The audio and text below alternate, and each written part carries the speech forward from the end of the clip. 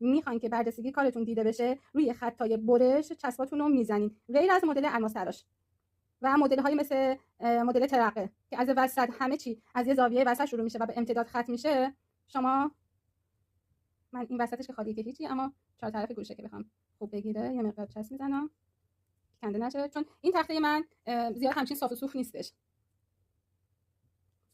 یه مقدار صبر میکنم تا خودش رو بگیره. اینجا هم چسب میزنم یه مقدار دیگه. اینکه زاویه چسبش به کجا هست و اینا دیگه شما بعد یه دوره دیگه چشمتون باید عادت کرده باشه که به صورت چشمی بدونید که چسبا کجا قرار میگیره. این چسب همینجوری دارم میزنم بچه‌ها، لزومی هم نداره که بزنم. خب حالا چسب خودشو گرفته، اینجایی که علامت زدم رو در نظر میگیرم و به اینجا نگه میدارم روی این کارم.